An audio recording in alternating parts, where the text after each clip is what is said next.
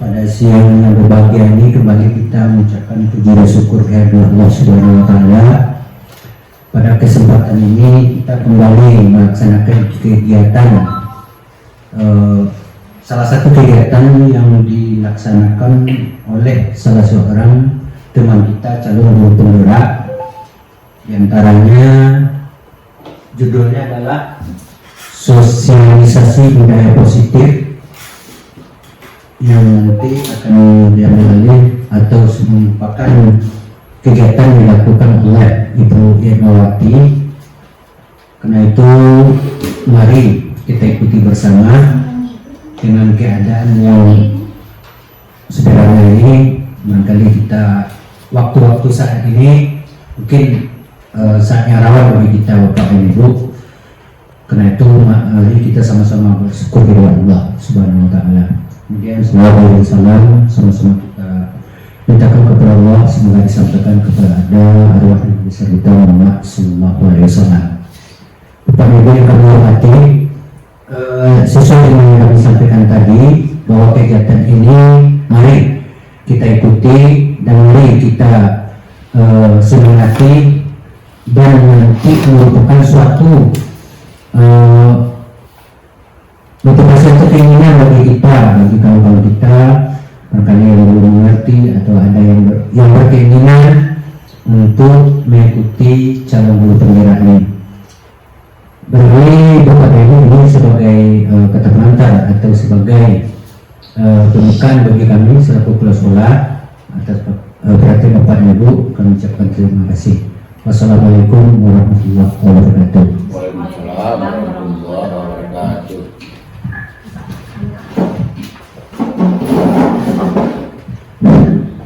Assalamualaikum warahmatullahi wabarakatuh. Waalaikumsalam warahmatullahi wabarakatuh. Bersyukur kepada Allah dengan mengucapkan alhamdulillahirabbil alamin. Berselawat kepada Rasulullah dengan mengucapkan Allahumma sholli ala sayyidina Muhammad wa ala ali sayyidina Muhammad. Pada siang yang berbahagia ini kita diberi nikmat kesempatan untuk berkumpul di sekolah yang kita cintai ini dalam rangka sosialisasi budaya positif sebagai bentuk penerapan pemahaman materi modul budaya positif bagi kami calon guru penggerak Angkatan 8 Kabupaten Tanah Datar. Pada hari ini Senin 17 Juli 2023 pukul 13.00 sampai selesai. Yang terhormat Bapak Kepala Sekolah SDN 31 Simawang yang telah memberikan kesempatan kepada kami untuk mensosialisasikan budaya positif. Kemudian yang berbahagia dan yang kami hormati Bapak dan Ibu Majelis Guru beserta karyawan SDN 31 Simawang yang telah meluangkan waktunya untuk hadir dalam acara sosialisasi budaya positif.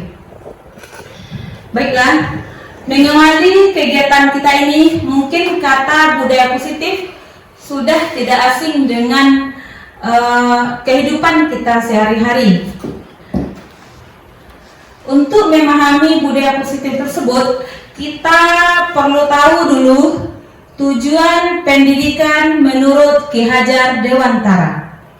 Menurut Ki Hajar Dewantara, pendidikan itu adalah menuntun segala kodrat yang ada pada anak-anak kita agar mereka dapat mencapai keselamatan, kebahagiaan yang setinggi-tingginya baik sebagai manusia maupun sebagai anggota masyarakat. Oleh sebab itu, kita bertugas menuntun hidupnya kekuatan kodrat yang ada pada anak tersebut. Maka dari itu, untuk menuntun kodrat yang ada pada anak kita tadi, perlu kita terapkan budaya positif. Yang mana budaya positif adalah kebiasaan atau nilai yang berpihak kepada murid agar mereka dapat berkembang menjadi pribadi yang kritis, penuh hormat, dan bertanggung jawab sesuai profil pelajar Pancasila. Selanjutnya, untuk memahami budaya positif, nanti kita akan membahas satu tentang perubahan paradigma belajar. Kemudian, disiplin positif dan nilai-nilai kebajikan universal. 3. Kebutuhan dasar manusia. 4. Mengenal teori hukum, motivasi, penghargaan, dan restitusi. 5. Kita akan mencoba nanti membahas tentang keyakinan kelas. 6. Akan dipaparkan nanti 5 posisi kontrol guru. Yang ke-7, segitiga restitusi. Materi yang pertama yaitu perubahan paradigma belajar. Dalam membangun budaya positif di sekolah, dapat menyediakan lingkungan yang positif, aman, dan nyaman agar siswa mampu berpikir, bertindak, dan mandiri, serta bertanggung jawab. Itu perubahan paradigmanya Bapak dan Ibu. Kita rasa bahwa sekolah kita sudah menyediakan lingkungan yang positif dan aman buat anak-anak kita. Kemudian tinggal anak-anak kita, mampukah siswa kita tadi bertindak mandiri dan bertanggung jawab. Itu menjadi tantangan bagi kita ke depannya. Kemudian untuk lanjut ke materi berikut, untuk lebih pahamnya kita lihat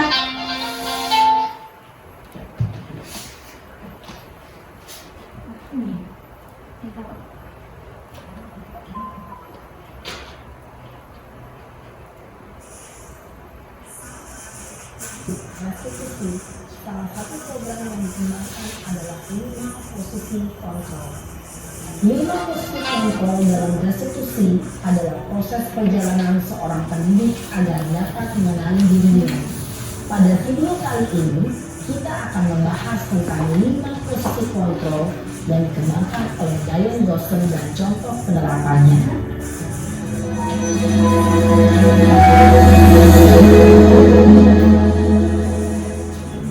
Lima posisi kontrol itu adalah: 1. Posisi penghukum. 2. Posisi pembuat merasa bersalah. 3. Posisi teman. 4. Posisi pemantau atau monitor. Dan 5. Posisi manajer. Untuk lebih memahami kelima posisi tersebut, mari kita saksikan kasus Naren yang terlambat hadir 20 menit di sekolah dan melihat bagaimana kelima posisi kontrol dalam menghadapi masalah tersebut.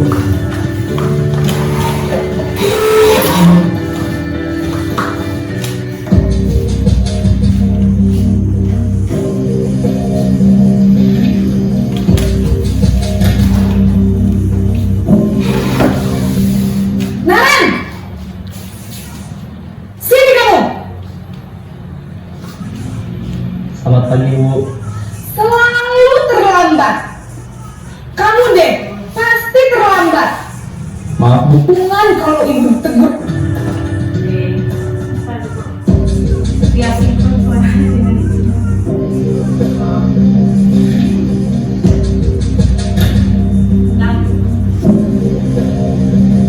Naren,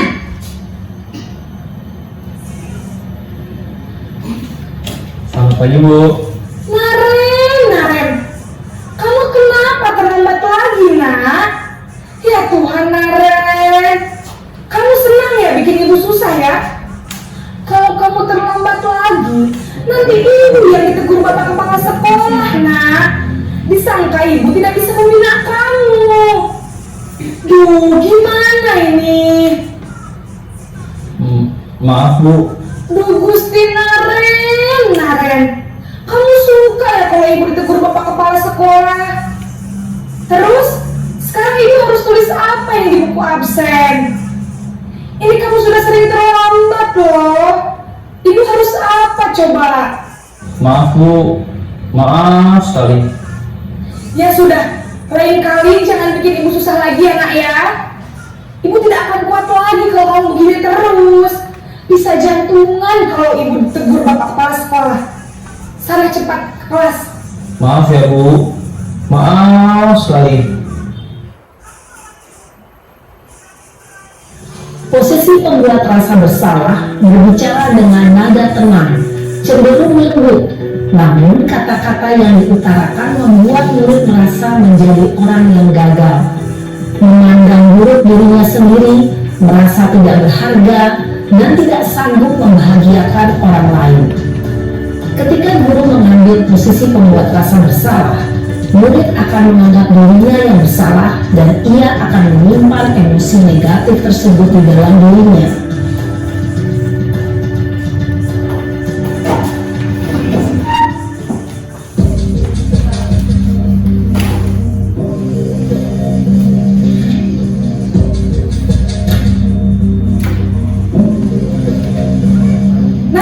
Kita simak wajah gurunya Bu ya. Selamat pagi Bu. Wah, sudah jam berapa ini nak? Terlambat lagi ya sayang. Iya Bu, habis ibu saya lupa bangunkan saya Bu. Kamu malah menyalahkan ibu kamu. Kamu bukannya anak yang larinya paling kencang. Kok terlambat sih? Iya Bu, saya memang terlambat bangun tadi. Jadi biarpun saya lari kencang, tetap gak kesenja Bu. Ya sudah sana, nanti lain kali larinya lebih kencang lagi ya, biar gak terlambat lagi. Bikin seneng ibu, demi ibu, bisa kan? Bisa lah Bu. Ya sudah sana masuk kelas, beresin urusan absen kamu. Kamu ini ada-ada saja.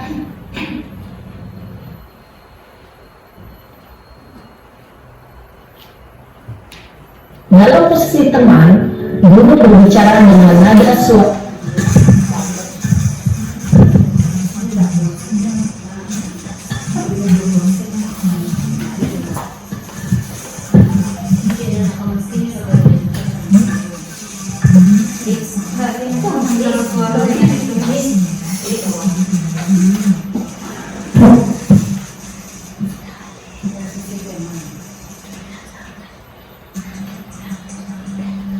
Ramah, akrab, cenderung bercanda gurau untuk menjaga suasana tetap santai.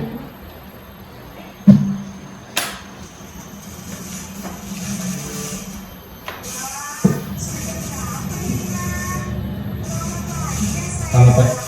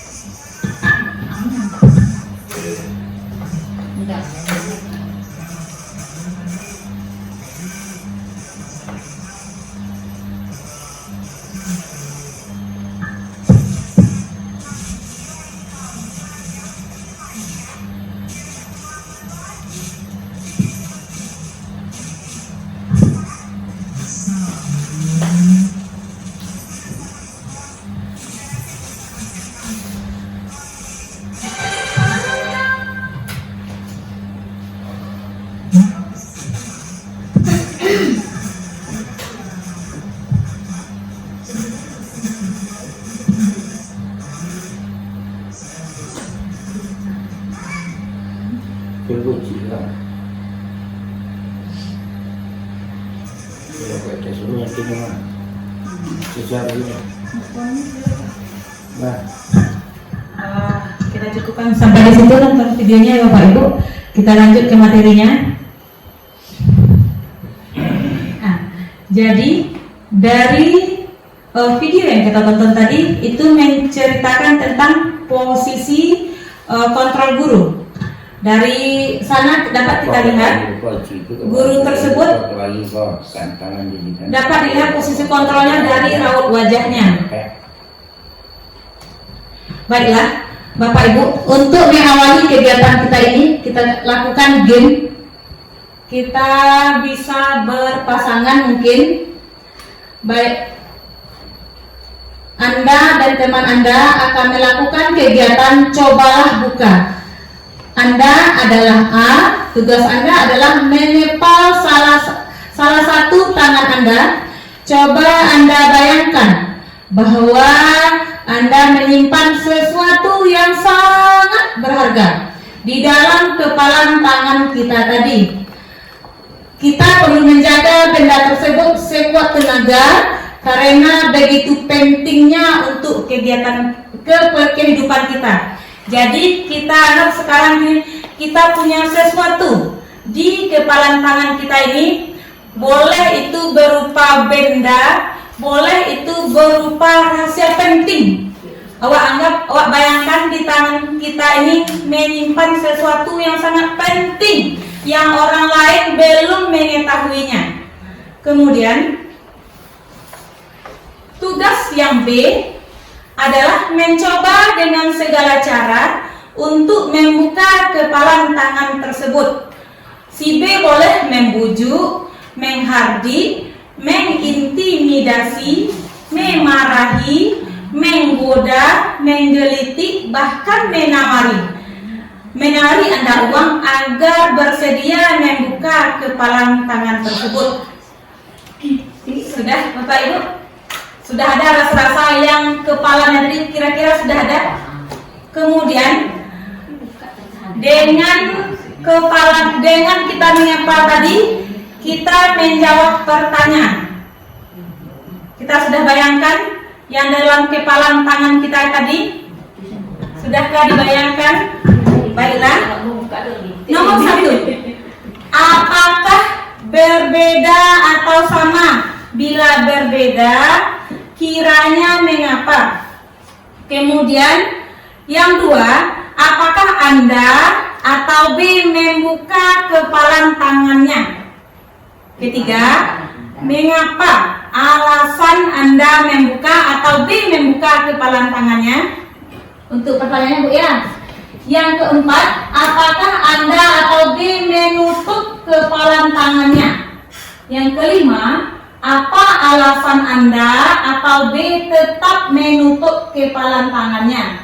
Kemudian yang keenam, dalam kegiatan ini sesungguhnya siapa yang memegang kendali atau kontrol untuk membuka atau menutup kepalan tangan kita tadi?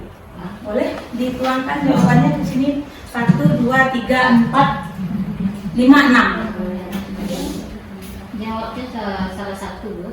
Lanjut, maksudnya apakah nomor 2 saja berarti yang dijawab 2, 3, 4, 5, 6. Kepalan boleh judul notnya kepalan tangan, nanti kita tempel di sini posisi kontrol giling. 1 berarti ini Atau angkulnya tadi juga bisa. boleh? Enggak ada pertanyaan Pak. Ya. 1, 2, maksudnya 1 apa jawabannya? 2 apa jawabannya? 3 apa jawabannya itu Pak? Ya. Jadi setiap pertanyaan itu ada jawabannya. Apakah sama-sama membuka itu maksudnya? Sama bila beda bisa. Sama nggak dengan Bapak Watri gitu? Apakah sama-sama membuka atau berbeda? Kami berbeda. Kalau sama buat sama gitu. Nomor 2, apakah Anda atau B membuka? Kalau misalnya saya membuka, B menutup, nah gitu. Saya membuka, B juga membuka, gitu aja jawabannya. Kemudian yang ketiga, boleh kan? Atau suatu rahasia atau suatu benda yang sangat berharga karena orang ini ingin melihat apa yang ingin kita pegang ini, boleh dia dengan cara menghardik, memicit, pokoknya dengan segala cara. Apakah kita membukanya atau tetap untuk apakah berbeda atau sama? Maksudnya berbeda, apakah sama-sama buka? Kami berbeda gitu, atau kami sama gitu. Isinya kan berbeda. Iya, kan? berbeda. Satu yang sama. Kan? Ya, nomor 2, apakah Anda atau B membuka kepalan tangannya? Nomor 3, apa alasan membuka? Nomor 4, apa alasan menutup? Berarti nomor 3 itu pilihan dengan 4 kalau membuka berarti cukup isi nomor 3 saja. Kalau menutup itu tetap isi nomor 4. Kemudian apa alasannya? Apa alasan Awan merempet, bapak merempet. Nah, yang jawabannya nomor 5 gitu. Bapak nomor 5. Jadi balik. Sama ini nomor Jadi langsung Pak jawabannya. Alasan bukanya apa Pak? Apa langsung aja dibuka karena gitu aja Pak. Isi nomor ada yang Yang memegang kendali adalah saya. Berarti Yang itu jawabannya kan saksi kertega. 5 jawaban. Nomor 1, apakah berbeda atau sama? Tadi jawab kan ada not tadi. Tulis. Nomor 2, apakah Anda atau P membuka kepala tangannya? Nomor 3, mengapa? Apa alasan membuka? Nomor 3 nomor 4 sama kalau dia membuka. Ini nomor 3. Iya, nomor 4 dengan kalau apakah Anda atau B menutup kepala tangannya? Kalau menutup, kalau dibuka solusi. Kalau ditutupnya iya, kalau ada apa alasannya? Tutup kalau udah boleh bukaan. Jawabannya boleh. Ini sangat penting bagi saya. Ini barang yang sangat berharga bagi saya. Kemudian nomor 6, lanjut nomor 6. Dalam kegiatan ini sesungguhnya siapa yang memegang kendali atau kontrol untuk membuka dan menutup kepala tangannya? Saya sudah tempelkan di depan. Boleh ditempel di sini. Nggak usah kasih nama Bu. Bapak Ibu nanti kasih nama. Jadi kita tidak tahu ini punya siapa ya. Digabung aja.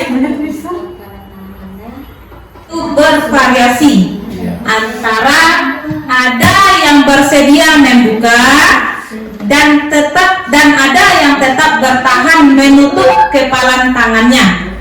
Kemudian siapa sesungguhnya yang memegang kontrol, yang menutup kepala tangan kita tadi?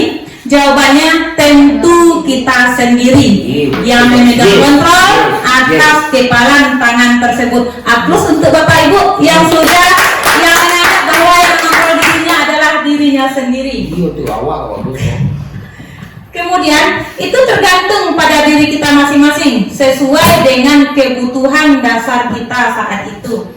Mungkin yang kita kepal itu adalah suatu rasa penting bagi diri kita, atau yang kita kepal itu adalah barang yang sangat berharga bagi kita. Maka dengan jawabannya kita tetap menutupnya dan tidak perlu orang lain mengetahuinya.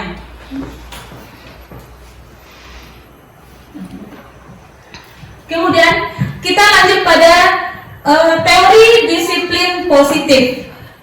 Teori disiplin ini nanti kita bisa pertama menurut Dr. William Glasser bahwa kita tidak bisa mengontrol orang lain, hanya kita sendiri yang bisa mengontrol diri kita. Inilah makna disiplin yang sebenarnya. Belajar kontrol diri dengan menggali potensi kita agar tercapai tujuan mulia, yaitu sesuatu menjadikan seseorang yang kita inginkan berdasarkan nilai-nilai yang berharga. Kemudian semua pelaku memiliki tujuan. Kemudian model berpikir menang-menang, kolaborasi dan konsensus menciptakan pilihan baru. Nanti kita akan pelajari 5 posisi kontrol, di mana posisi kita sesuai dengan video tadi itu ada posisi kontrol guru penghukum, yang kedua ada posisi pembuat rasa bersalah, kemudian yang ketiga guru sebagai teman, yang keempat guru sebagai pemantau, dan yang kelima guru sebagai manajer. Yang sebagai manajer ini nanti kita akan melaksanakan segitiga restitusi. Kemudian dari segitiga itu ada 3 kegiatannya nanti. Kemudian kita masuk pada nilai-nilai kebajikan universal. Sebenarnya nilai-nilai kebajikan ini sama dengan nilai kalau kita kenal saat ini adalah profil pelajar Pancasila, yaitu beriman, bertakwa kepada Tuhan Yang Maha Esa, serta berakhlak mulia, mandiri, bernalar kritis, berkebinekaan global, bergotong royong, dan kreatif. Jadi ini termasuk namanya saja diganti, sebenarnya ini adalah profil pelajar Pancasila. Tapi karena perubahan zaman itu diganti dengan nama nilai-nilai kebajikan. Kemudian Dari nilai-nilai kebajikan tadi, tentu kita harus paham dulu kebutuhan dasar manusia dan dunia berkualitas. Nah, ini adalah kebutuhan dasar manusia, bahwa kita manusia itu tujuan utama kita adalah untuk bertahan hidup. Bertahan hidup itu maksudnya kita untuk bekerja kalau yang dewasanya. Kemudian setelah kita memenuhi kebutuhan untuk bertahan hidup, tentu kita punya kebutuhan yang kedua, yaitu kasih sayang dan rasa diterima. Maksudnya di sini kita ingin diperhatikan, disayangi, dicintai dengan penuh perhatian, itu kasih sayang dan rasa diterima. Kemudian setelah memiliki rasa kasih sayang, kita ingin kesenangan. Kemudian setelah ingin kesenangan, kita ingin bebas. Ya atau tidak Bapak Ibu, kita ingin punya kebebasan masing-masing, siap bahwa kita tidak ingin diatur oleh orang lain. Kemudian setelah memiliki kebebasan, kita ingin memiliki penguasaan. Nah, ini adalah kebutuhan dasar manusia yang harus kita penuhi secara berurutan. Nah, ini ada kasus Bapak Ibu. Bu Nelly, seorang guru kelas 3 di SD Indah Permai, sedang bingung menghadapi ulah salah satu murid di kelasnya. Ia bernama Angga. Beberapa anak sudah datang dan mengeluh Angga yang sering meminta bekal makan siang teman-temannya dengan paksa. Jika Anda menghadapi situasi seperti Bu Nelly, apa yang dilakukan? Apa sebenarnya alasan Ananda Angga tadi meminta bekal makan siang teman-temannya? Ini kita selesaikan dengan budaya positif, yaitu dengan kegiatan restitusi sesuai dengan kebutuhan dasar manusia. 5 kemungkinan dasarnya, kemungkinan jawabannya Bapak Ibu. Mungkin Angga meminta maka bekal temannya tadi mungkin karena satunya dia lapar. Kemudian mungkin saja temannya tadi mau memberikan dia karena temannya tadi lebih perhatian. Kemudian dia merasa hebat dan mengikuti keinginannya. Berarti dia merasa hebat, makanya dipaksanya temannya untuk memberi dia makanan. Kemudian mungkin si Angga merasa bosan dengan bekal yang dibawanya dari rumah. Dia lebih menyukai bekal dari temannya. Kemudian dia iseng dan ingin menikmati ekspresi wajah temannya yang kesal. Mungkin di sini kalau dia jahil dan ingin anak-anak seperti ini dia punya kebutuhan, yaitu kebutuhannya apa? Ingin disayang, ingin diperhatikan. Makanya dia iseng dan ingin menikmati ekspresi wajah temannya yang kesal. Ya. Kemudian lanjut Bapak Ibu. Perbedaan hukuman dan konsekuensi. Kalau hukuman yaitu sesuatu yang menyakitkan harus terjadi, sedangkan sesuatu yang menyakitkan harus terjadi. Kemudian konsekuensi, sesuatu harus terjadi. Kemudian hukuman membuat anak sakit fisik maupun hatinya untuk jangka waktu yang lama. Kemudian kalau konsekuensi, membuat anak merasa tidak nyaman dalam jangka waktu pendek.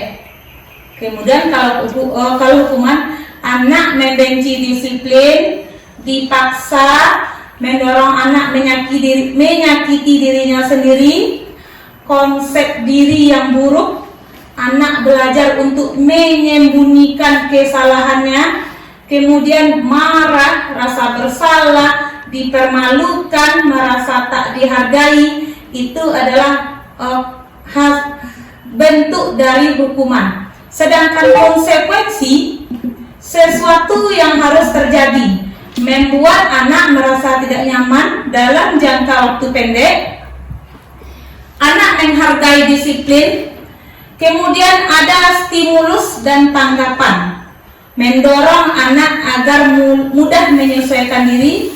Kemudian konsep diri yang baik, anak belajar untuk mematuhi peraturan. Kehilangan hak, dibuat tidak nyaman, diasingkan untuk sementara. Jadi itu perbedaan hukuman dengan konsekuensi. Mungkin Bapak dan Ibu ingin bertanya, ditahan dulu, nanti sesi tanya jawabnya ada. Lanjut Bapak Ibu. Tadi kan kita sudah memahami, apa perlu diulang? Karena setelah ini ada questionnya. Perbedaan hukuman dan konsekuensi. Atau di sini ada yang mau dipertanyakan dulu Pak?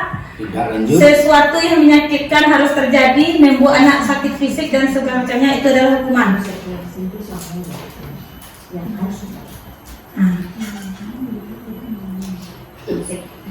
Nah, ini di sini ada 1, 2, 3, 4, 5, 6, 7. Ada 7 tindakan guru. Mencatat 10 kali di dalam buku, termasuk hukum atau konsekuensi. Bagikan kalian. Silakan buat 7 nomor Bapak Ibu. 1 pada hukuman atau konsekuensi. Yang kedua, lari mengelilingi lapangan basket 2 kali karena terlambat hadir di sekolah. Hukumankah itu atau konsekuensikah itu? Kemudian murid diminta untuk push up 15 kali karena tidak menggunakan masker ke sekolah. Itu hukumankah atau konsekuensi? Keempat, menggantikan kertas tugas teman yang telah dicoret-coret. Itu hukumankah atau konsekuensi? Kemudian yang kelima, membersihkan tumpahan air di meja tulis karena tersenggol pada saat belajar, termasuk hukumankah atau konsekuensi? Kemudian murid disuruh untuk mengenakan sepatu seharian di sekolah karena tidak mengenakan sepatu hitam. Jadi maksudnya tidak diambil sepatunya, tapi tetap dia memakai untuk hari itu. Itu termasuk hukumankah atau konsekuensi? Kemudian lari mengelilingi lapangan basket 2 kali karena terlambat 10 menit untuk pelajaran PJOK. Berarti ada 1, 2, 3, 4, 5, 6, 7 kasus, 7 tindakan guru. Yang silakan buat 1 hukumankah atau konsekuensi? Atau perlu kita lihat lagi perbedaan hukuman dengan konsekuensi? Iya. Iya Pak? Iya. Nah, jadi yang hukuman tuh yang menyakitkan dia Pak, yang membuat rasa sakit di tubuhnya. Kemudian anak membenci kedisiplinan, dipaksa, mendorong anak menyakiti dirinya sendiri, konsep dirinya yang buruk, marah, rasa bersalah, dipermalukan. Nah, itu termasuk hukuman semuanya. Udah. Konsep diri, lanjut. Kata 10 kali itu. Apa? Kita lanjut. Jadi mencatat 10 kali di dalam buku kalimat saya tidak akan terlambat lagi, itu hukuman. Kemudian lari mengelilingi lapangan basket, Hukuman. itu termasuk hukuman. Kemudian murid diminta untuk push up 15 kali karena tidak menggunakan masker, itu hukuman. Mengganti kertas tugas teman yang telah dicoret-coretnya, itu konsekuensi. Kemudian membersihkan tumpahan air di meja karena tersenggol pada saat belajar, itu konsekuensi. Iya. Nomor 6, murid disuruh untuk mengenakan sepatu seharian di sekolah karena tidak mengenakan sepatu hitam, itu juga hukuman. Jadi boleh hapus untuk Bapak Ibu yang sudah paham materi ini. Awalnya itu saya tunggu biar Iya, alhamdulillah kalau gitu Pak, berarti Bapak sudah paham mana yang hukuman dan konsekuensi. Tapi ya pas itu sama gaya kemana? Jadi kita itu diminta untuk melakukan konsekuensi dan mengganti hukuman dengan melakukan konsekuensi. Konsekuensi bisa kita lakukan dengan restitusi. Apa itu restitusi? Yaitu proses menciptakan kondisi bagi murid untuk memperbaiki kesalahan mereka, sehingga mereka bisa kembali pada kelompok mereka dengan karakter yang lebih kuat. Restitusi juga merupakan proses kolaboratif yang mengajarkan murid untuk mencari solusi untuk masalah mereka dan membantu murid berpikir tentang orang seperti apa yang mereka inginkan dan bagaimana mereka seharusnya memperlakukan orang lain. Itu tentang restitusi. Mungkin ini suatu kata-kata yang baru bagi kita, tapi kalau tindakannya mungkin tindakan yang sudah kita laksanakan. Kalau biasanya, kalau dulu kita mengenal dengan bimbingan konseling, kalau sekarang ditukar namanya dengan restitusi. Kemudian 9 ciri-ciri restitusi. Nah, restitusi itu bukan untuk menebus kesalahan, namun untuk belajar dari kesalahan. Kemudian yang kedua, memperbaiki hubungan. Yang ketiga, tawaran, bukan paksaan. Yang keempat, restitusi menuntut untuk melihat ke dalam diri. Yang kelima, restitusi mencari kebutuhan dasar yang mendasari tindakan. Yang keenam, restitusi diri adalah cara yang paling baik. Kemudian, restitusi fokus pada karakter, bukan tindakan. Restitusi fokus pada solusi. Kemudian yang kesembilan, restitusi mengembalikan murid yang berbuat salah pada kelompoknya. Kemudian sebelum kita melakukan restitusi, tentu kita harus membuat terlebih dahulu yaitu keyakinan kelas. Kemudian mengapa harus keyakinan kelas? Mengapa tidak peraturan saja? Ini alasannya. Jadi mengapa kita memiliki peraturan harus contohnya, mengapa kita memiliki peraturan harus menggunakan helm bila mengendarai kendaraan roda 2? Kemudian mengapa kita harus memiliki peraturan 3M, menggunakan masker, mencuci tangan, dan menjaga jarak 1,5 meter? Kemudian mengapa kita memiliki peraturan harus datang tepat waktu pada saat mengikuti pelatihan?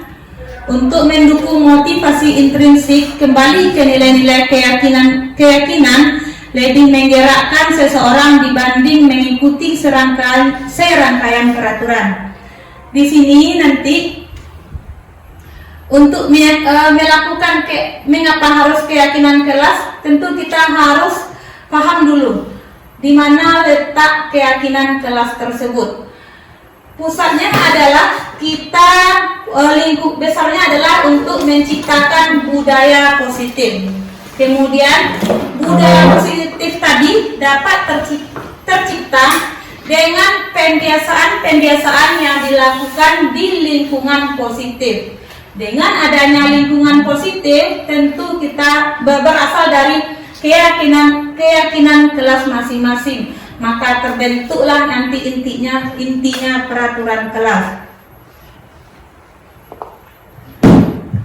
Ini perbedaan antara peraturan dan keyakinan kelas. Mengapa harus keyakinan kelas? Mungkin Bapak Ibu masih bertanya, mengapa tidak peraturan saja? Atau mengapa tidak peraturan sekolah saja? Mengapa harus keyakinan kelas? Ini perbedaannya. Kalau peraturan itu contohnya, selalu kembalikan buku ke tempatnya. Kita selalu kembalikan buku ke tempatnya. Kalau keyakinan kelasnya berarti kita menciptakan anak yang bertanggung jawab. Kemudian dilarang mengganggu orang lain. Kalau keyakinan kelasnya itu menghormati orang lain. Kemudian hadir di sekolah 15 menit sebelum pembelajaran dimulai. Kalau keyakinan kelasnya itu menghormati orang lain, kemudian berkomitmen. Dilarang melakukan kekerasan. Kalau keyakinan kelasnya keselamatan, menghormati orang lain, kemudian dilarang menggunakan narkoba. Kalau keyakinan kelasnya kesehatan. Kemudian bergantian atau menunggu giliran. Kalau di keyakinan kelasnya kita tulis menghormati orang lain, bersahabat. Kemudian gunakan masker. Keyakinan kelasnya untuk kesehatan dan keselamatan. Kemudian jangan berlari di kelas atau koridor. Jadi keyakinan kelasnya itu keselamatan dan keamanan. Dari paparan ini, Bapak Ibu bisa melihat apa perbedaan peraturan dan keyakinan kelas. Kalau di keyakinan kelas itu kita harapan kita. Jadi anak-anak kita bukan dibatasi dengan kata-kata dilarang, tidak boleh, atau jangan. Tapi kalau di keyakinan kelas itu nilai-nilai kebajikan universal yang kita harapkan, nilai-nilai baik, nilai-nilai positif yang kita tuliskan. Makanya disebut keyakinan kelas. Ini kita buat bersama dengan anak-anak kita. Jadi dari keyakinan kelas itu kita nanti bisa menciptakan disiplin positif di kelas kita. Kemudian posisi kontrol guru. Tadi Bapak Ibu kita sudah menonton tentang video posisi kontrol guru yang muridnya si Narem itu. Kalau dari posisi kontrol ini nanti bisa kita posisikan, kita posisinya di mana. Kalau yang pertama guru penghukum. Guru penghukum tuh bahasa katanya menghardik, menunjuk-nunjuk, menyakiti, menyindir. Kemudian dia berkata, kalau kamu tidak melakukannya, awas ya, rasakan. Itu bahasa guru penghukum. Kemudian hasilnya hasil dari kita berkata seperti ini, itu hasilnya anak-anak akan menjadi pemberontak, menjalankan sesuatu dengan berbohong. Kemudian murid meletakkan guru di luar dunia berkualitas. Kita akan dianggap oleh siswa kita guru yang kurang berkualitas. Kemudian murid juga berkata, biar saja, nanti juga marah-marah lagi. Kemudian yang dampaknya bagi murid, tetap mereka akan mengulangi kesalahan yang sama. Ini kalau kita posisikan diri kita sebagai penghukum. Kemudian posisi yang kedua yaitu membuat orang merasa bersalah. Apa yang kita lakukan di sini? Berceramah, menyatakan seharusnya kamu begini nak, atau ibu kecewa sekali, atau ibu sedih sekali. Itu biasanya bahasa yang kita gunakan agar anak kita merasa bersalah. Kemudian kata-kata yang kita keluarkan juga, kamu seharusnya sudah tahu ibu lelah sekali hari ini, atau mengatakan ibu stres melihat tingkah laku kamu. Itu yang kita katakan biasanya untuk membuat anak merasa bersalah. Hasilnya menyembunyikan, menyangkal, anak pura-pura berubah, artinya dia berbohong. Kemudian kaitannya dengan dunia berkualitas, murid meletakkan guru di atas dunia berkualitas. Mungkin itu yang dikatakannya. Kemudian dalam pikiran murid tadi Pak, kalau kita merasakan kita menjadi orang merasa bersalah, dia akan meletakkan kita di dunia berkualitas, tapi nanti hasilnya kepada murid, dia akan berkata, maafkan saya Bu, mungkin untuk sesaat itu saja. Kemudian dampaknya merasa rendah diri. Lanjut. Kalau kita posisikan diri kita sebagai teman, itu yang kita lakukan itu membuatkan alasan-alasan untuk murid. Kita berkata, ayolah lakukan itu, lakukan demi ibu nak.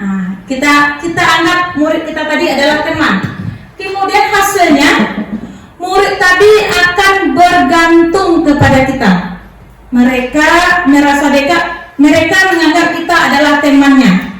Jadi kaitannya di sini dengan dunia berkualitas, murid letakkan guru sebagai orang yang sangat penting di dunia berkualitas. Jadi mereka kalau ada melakukan pilihan guru berprestasi, itu murid tersebut akan memilih gurunya tadi karena gurunya menganggap dia adalah teman. Kemudian posisi yang keempat yaitu pemantau. Pemantau, guru akan berbuat menghitung dan mengukur apa yang dilakukan oleh siswa tadi. Kemudian guru berkata apa peraturannya. Kemudian hasilnya menyesuaikan diri bila diawasi. Berarti di sini murid kita menyesuaikan diri bila diawasi saja. Itu kalau posisi kita pemantau. Kemudian kaitannya murid meletakkan guru, peraturan dan hukuman di dunia berkualitas. Kemudian murid berkata, berapa banyak bintang yang harus saya peroleh, berapa halaman yang harus saya tulis. Kemudian dampaknya menitik beratkan pada sanksi atau hadiah untuk dirinya. Jadi kalau posisi kita sebagai pemantau, itu murid kita melakukan sesuatu untuk mengharapkan penghargaan, atau kalau dia bersalah itu kita berikan hukuman. Itu posisi di pemantau. Kemudian posisi terakhir yaitu manajer. Posisi manajer ini nanti guru akan mengajukan pertanyaan-pertanyaan. Kemudian guru berkata, apa yang kita yakini? Apa yang bisa kamu kerjakan untuk memperbaiki masalah ini?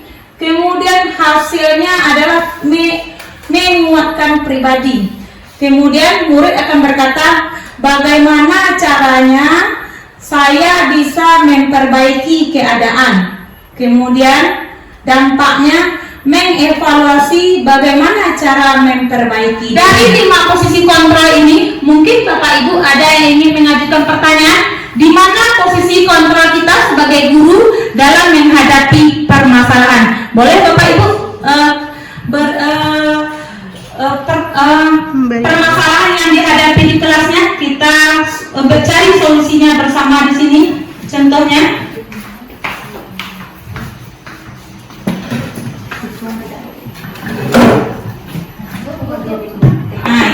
ya, waktu dan tempat silakan Bu Aini. Pertanyaannya Bu ya, di mana posisi kontrol kita jika anak yang tidak mau membuat PR? Nah, terima kasih jawabannya. Kita coba teliti di sini. Ya, tidak membuat PR. Untuk menghilangkan hukuman dari siswa yang tidak buat PR tadi, tentu kita tanya dulu. Kita ajukan pertanyaan-pertanyaan. Apa alasan anak tersebut tidak membuat PR? Kemudian kan anak memberikan jawaban, saya tidak buat PR Bu, kemarin pergi pergi sama keluarga. Pergi jalan-jalan dengan keluarganya, boleh. Kemudian pulangnya sudah malam Bu. Kemudian sampai di rumah saya kecapean dan ketiduran. Kemudian bangunnya tadi juga terlambat dan terburu-buru ke sekolah. Kemudian kita tanya, apakah anak ibu tahu dengan keyakinan kelas kita? Kita kan tadi sudah membuat keyakinan kelas. Jadi keyakinan kelas kita bagi anak yang tidak buat PR itu, kita kembali ke keyakinan kelas. Berarti mana keyakinan kelas bagi anak yang tidak buat PR? Itu dia. Jadi anak kita kurang bertanggung jawab. Kita tanya, di mana letak keyakinan kelas bagi kamu yang tidak buat PR? Tentu dia mengenal. Kamu sudah tahu keyakinan kelas kita.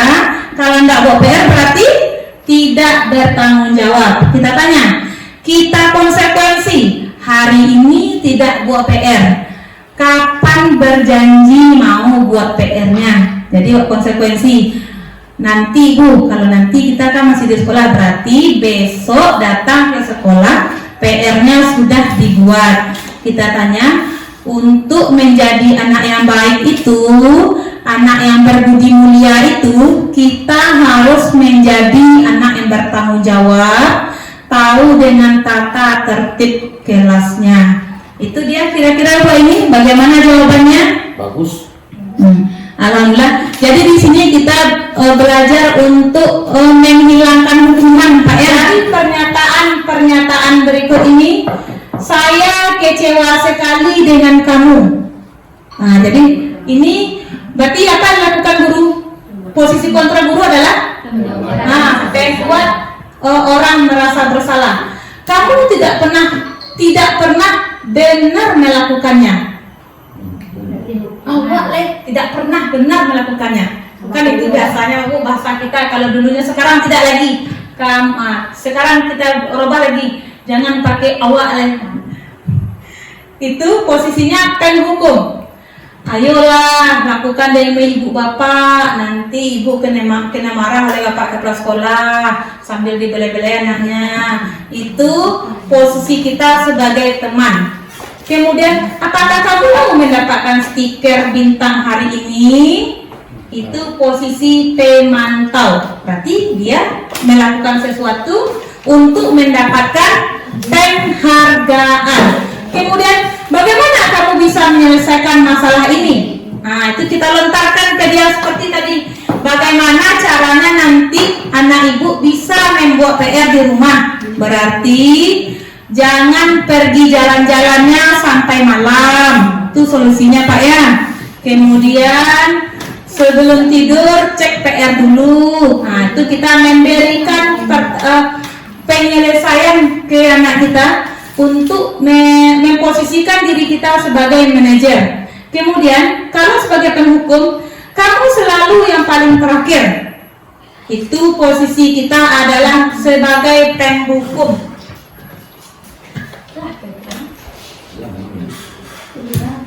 Jadi kegiatan restitusi yaitu kegiatan yang pertama namanya tadi validasi kebutuhan. Kemudian kita menstabilkan identitas dulu. Maksudnya menstabilkan identitas dulu. Kita beri anak-anak kita, setiap orang pasti pernah melakukan kesalahan. Itu termasuk pada menstabilkan identitas. Kemudian kamu bukan satu-satunya yang pernah melakukan ini. Contohnya tadi kan ada, kita lihat anak kita makan di kelas. Anak kita makan di kelas tuh kita tanyakan, kenapa makan di kelas? Karena lapar. Ibu sebenarnya juga lapar loh. Ibu juga punya kebutuhan untuk makan. Karena makan itu adalah kebutuhan dasar manusia. Ibu juga pernah salah loh. Ibu juga pernah makan. Tapi ibu tahu di mana posisi dan tempat waktu makan yang diperbolehkan. Itu namanya menstabilkan identitas. Kemudian validasi kebutuhan, kita ceritakan ke anak kita yang validasi kebutuhan itu bahwa makan adalah kebutuhan dasar manusia. Manusia membutuhkan makan untuk bertahan hidup. Kemudian kita tanya ke mereka, kamu tentu punya alasan mengapa melakukan itu. Kita tanyakan mengapa anak kita melakukan makan di dalam kelas. Kemudian setelah kita melakukan validasi kebutuhan, kita tanya nilai-nilai apa yang telah kita sepakati. Itu menanyakan keyakinan kelas. Kemudian kita bacakan keyakinan kelas yang ada di kelas kita. Contohnya kalau di kelas 1 itu keyakinan kelasnya yang sudah dibuat. Contohnya di sini keyakinan kelasnya tertib belajar. Kemudian bekerja sama, berbicara sopan, disiplin, kemudian istirahat di luar kelas, menjaga kebersihan, bergotong royong, saling menghormati, saling menghargai. Ini contoh kesepakatan kelas yang dibuat di kelas 1 agar terciptanya proses belajar mengajar. Jadi kesepakatan kelas ini kita buat bersama dengan siswa kita. Kemudian kita rumuskan bersama mana yang termasuk kesepakatan kelas, mana yang tidak, kemudian kita tempel di sini. Maka terciptalah sebuah keyakinan kelas. Kemudian tadi yang menstabilkan identitas, guru berkata berbuat salah itu hal yang manusiawi. Tidak ada manusia yang sempurna. Bapak atau ibu juga pernah berbuat salah. Kita pasti bisa menyelesaikan permasalahan itu. Itu kita dalam segitiga restitusinya itu menstabilkan identitas. Kemudian yang kedua, validasi kebutuhan. Dalam kegiatan restitusi tadi, kita sebagai guru itu membantu siswa kita mengenali kebutuhan yang ingin dipenuhinya ketika melakukan kesalahan tersebut. Pada dasarnya, tindakan manusia tujuannya adalah memenuhi basic need, power, freedom, love, and belonging, find and survival. Itu kebutuhan dasar manusia. Jadi dalam validasi kebutuhan itu guru berkata, kamu bisa saja kan melakukan hal yang lebih buruk, tapi kamu tidak melakukannya. Kamu pasti punya alasan mengapa melakukannya. Tadi kan kita lihat anak kita yang sedang makan di dalam kelas. Jadi kita sebagai guru itu berkata seperti ini. Kemudian apa yang penting bagi kamu? Kemudian kamu boleh tetap berusaha menjaga sikap itu, tapi tambahkan sikap yang lain yang baru. Kemudian maukah kamu belajar cara lain untuk mendapatkan yang kamu butuhkan tanpa harus memukul? Kemudian apakah kamu bisa melakukan dengan lebih baik besok? Kemudian yang ketiga yaitu menanyakan keyakinan kelas. Di sini guru berkata, apa nilai yang kita percaya di kelas kita? Kemudian nilai-nilai universal apa saja yang telah kita sepakati? Kemudian kelas yang ideal itu seperti apa? Kemudian yang keempat, kamu ingin jadi anak seperti apa? Kemudian apa yang kamu rasakan ketika kamu melakukan itu? Kamu menjadi orang seperti apa? Itu menanyakan keyakinan kelas. Kemudian intervensi 30 detik.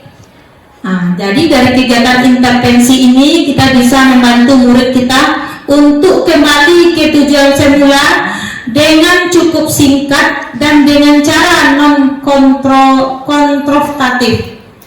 Apakah kamu ingin berbuat lebih baik? Apakah saat ini kamu sedang menjadi orang yang sedang kamu inginkan? Jadi kalau anak kita membuat kesalahan, ini boleh kata-kata ini kita pakai. Apakah kamu ingin berbuat lebih baik? Kemudian, apakah saat ini kamu sedang menjadi orang yang sedang kamu inginkan?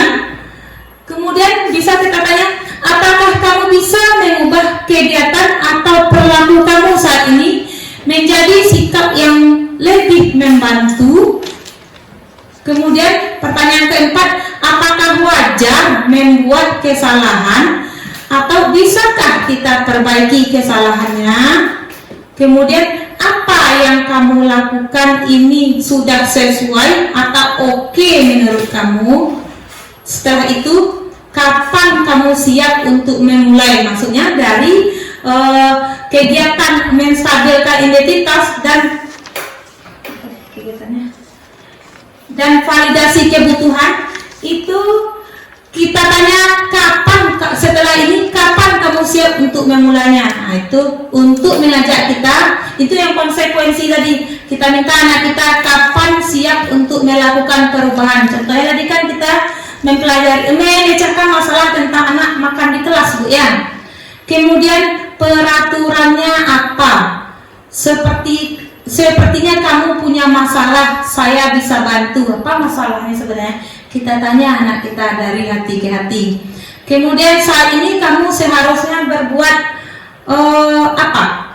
Apa yang bisa saya bantu agar kamu bisa melakukannya? Apa saya bisa bantu agar kamu dapat segera mulai? Apakah tugas kamu saat ini? Ini pertanyaan-pertanyaan yang bisa kita pakai untuk membantu murid kita kembali ke tujuan semulanya dengan cukup singkat. Jadi kita bantu murid kita dengan kegiatan restitusi. Nah, jadi ini untuk melakukan kegiatan segitiga restitusi untuk memecahkan permasalahan murid kita agar kita dapat menciptakan budaya positif, nilai-nilai positif yang ada pada anak, agar tercapailah tujuan dari Ki Hajar Dewantara di awal tadi, yaitu menuntun. Kita dapat menuntun anak sesuai kodratnya. Jadi dengan menciptakan nilai-nilai positif, budaya positif, dan lingkungan positif, mudah-mudahan kita dapat mensukseskan tujuan pendidikan menurut Ki Hajar Dewantara, yaitu menuntun anak sesuai kodratnya. Institusi ceritanya ini Nugi ini kemarin dia makan di kelas. Dia masuknya kali. Iya. Nggak ada liang yang dia. Iya. Kok silakan pantengin ikutnya Bu ya, Mawati. Ini ceritanya si Nugi ini dia mengendap-endap di bawah meja, Pak. Itu sedang makan. Kemudian dipanggil, kita kalau melakukan manajer sebagai posisi sebagai manajer itu kita panggil anak kita, jangan memanggilnya melakukan kegiatan restitusinya di depan teman-temannya, tapi ketika istirahat kita bawa dia ke suatu tempat, kemudian kita tanya dulu apa yang dilakukan kira-kira tadi yang salah menurut dia. Kemudian kita tanya alasannya. Ini pengaruh aku Pak, nggak terlalu ngaruh. Alasan mereka dia makan itu ternyata dia lapar Pak. Kemudian kenapa dia lapar? Alasannya dia tadi pagi belum sarapan. Kenapa belum sarapan? Jadi kita mundurkan waktu kita menanyakannya Bapak Ibu. Alasannya tadi pagi bangunnya terlambat. Kenapa terlambat? Tidurnya terlambat. Kenapa tidurnya terlambat? Tadi malam pergi melihat orang main game. Nah ya Pak, orang main game. Nah itu alasannya. Jadi dia mau berubah. Itu ditanyakan keyakinan kelas. Nah kemudian dia jawab, apa keyakinan kelas yang sudah kita pelajari? Itu tertib dalam belajar. Tertib dalam belajar itu bisa tidak makan di dalam kelas, itu juga tertib belajar. Kemudian meluruskan kursi juga tertib belajar. Jadi yang tertib belajar itu banyak Pak ya. Kemudian dicarikan solusinya agar besoknya Nugi tidak makan di kelas lagi. Itu tentu dengan tidur lebih cepat. Kemudian agar bisa bangun pagi dan bisa berangkat sekolah sesuai waktu. Sebelum berangkat dia bisa sarapan terlebih dahulu. Itu dia Nugi mau berubah katanya besok setelah kegiatan restitusi ini. Kemudian besok harinya akan ditanya lagi, apakah Nugi sudah sarapan pagi? Sudah Bu katanya. Alhamdulillah restitusi yang kami jalankan ini berhasil untuk anak kita Nugi yang melakukan makan saat jam pelajaran. Jadi itulah kegiatan restitusi yang dilakukan tadi adalah penutup dari kegiatan sosialisasi ini. Kami harapkan Bapak Ibu, dari apa yang kami sampaikan ini, kami minta refleksinya. Satu, hal baru apa yang mengubah paradigma kita sebagai guru yang saya dapatkan dari kegiatan ini tadi. Kemudian bagaimana perasaan yang muncul setelah mengikuti sesi ini. Kemudian peran among manakah? Nah ini yang posisi kontrol tadi Bu ya. Peran among manakah yang telah saya lakukan selama mengikuti kegiatan ini? Maksudnya peran kita tadi. posisi kontrol yang kita miliki, maksudnya di nomor 4 ini Bapak Ibu. Kemudian ingin seperti apa saya berikutnya, itu untuk refleksinya Bapak Ibu. Kemudian boleh dikumpulkan nanti. Akhir kata, kami sebagai moderator kegiatan sosialisasi budaya positif, andai kata kalau ada salah kata kami mohon maaf. Yang benarnya datang dari Allah, yang salahnya datang dari kami sendiri. Akhir kata kami ucapkan wassalamualaikum warahmatullahi